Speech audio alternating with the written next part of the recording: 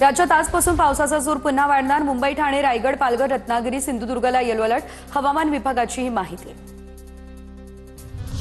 धाराशिवमध्ये पुन्हा एकदा पावसाला सुरुवात। भूम, परांडा, वाशी, कळंब, उमरगा या परिसरात पाऊस। अतिवृष्टी झालेल्या भागाला पुन्हा एकदा बसणार पावसाचा फटका।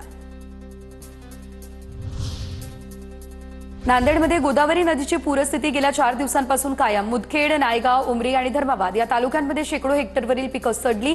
पीक काढणीच्या वेळी शेतशिवार गेलं पाण्याखाली। नांदेडच्या गोदावरी नदीची पूरस्थिती कायम। महानगरपालिकेकडून 461 नागरिकांचं स्थलांतर, तर शहरातील सखल भागातील अनेक घरही पुराच्या पाण्याखाली। गडचिरोलीमधील भामरागड तालुक्याचा संपर्क तुटला। पलकोटा नदीला पूर आला, त्यामुळे 40 गावांचा संपर्क जिल्हा मुख्यालयासोबत तुटला। ग्रामस्थांना सतर्कतेचा इशारा। सोलापूरच्या करमाळ्यातील धायखिंडीमधील शेतकऱ्यांचे 2 एकर उडीद पीक नुकसान, तर मुसळधार पावसामुळे शेताला आलं तळ्याचं स्वरूप। उडीद पीक खराब झालं, त्यामुळे 2 लाख रुपयांचं नुकसान। नंदुरबार जिल्ह्यातील वाहणाऱ्या तापी नदीच्या पाणी पातळीमध्ये वाढ। रंगखेडा आणि प्रकाशा बॅरेजचे दरवाजे उघडले। नदीकाठच्या गावांना सतर्कतेचा इशारा।